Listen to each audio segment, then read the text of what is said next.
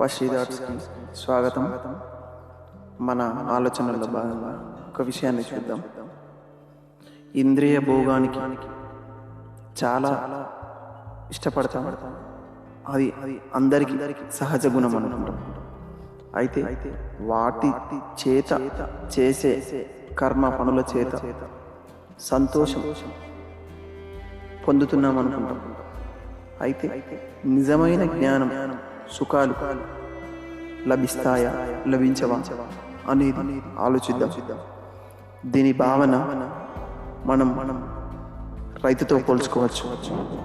ఒక రైతు కష్టపడటం వలన 10 మందికి ఆహారం ఆకలిని తీర్చగలుగుతున్నాడు. అయితే రైతు కంటే సంపాదన ఆస్తి అన్నీ ఉన్నవాడి పరిస్థితి చూద్దాం.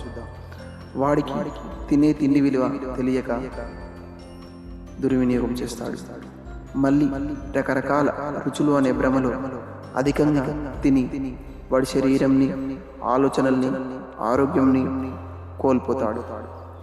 దీనివల్ల బీపీ, షుగర్స్ పెరిగి అన్నంతో పాటు ఆ గోళీలను కూడా తినవలసి వస్తుంది.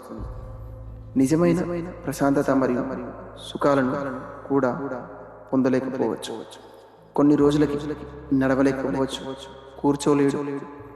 అయితే తాను అనుకునే ఆ భోగ జీవితం అనేది ఒక రోగ జీవితంలా పరిణమిస్తుంది.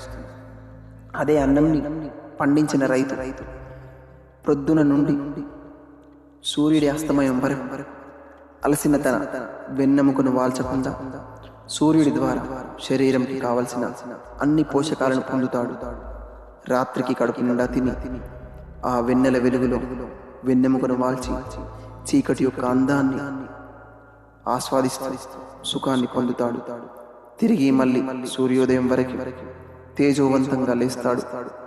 అతడి చివరి రోజుల వరకు ఎలాంటి వైద్యం లేకుండా జీవితంలోని ప్రతిరోజు ఆస్వాదిస్తూ గడుపుతాడు. నిజమైన సుఖం అంటే ఇదే కదా. దానివల్ల రైతుకి మానసిక నిత్యానందంతో గడుపుతాడు. అదే అధిక సంపాదన భోగాలకు అలవాటు పడ్డ వ్యక్తి తాను చెప్పినట్టు శరీరం వినకపోవడం కాదు, తానే శరీరంకి బానిస అవుతాడు. నిజానికి వస్తే అసలు ఆ కామ సుఖాలని కూడా పూర్తిగా ఆస్వాదించలేకపోతాడు. అయితే ఇక్కడ మనం ఆలోచించిన విషయం ఏమిటంటే, ప్రతిరోజు అదే పనిగా సుఖాలను అనుభవిస్తున్నాం, నిత్యం భోగాన్ని అనుభవిస్తున్నాం అనే వాడికి నిజమైన సుఖం యొక్క అనుభవం ఎరగడు, వాటిని ఆస్వాదించలేడు అనే ఈ మన ఆలోచన ముగిస్తాం.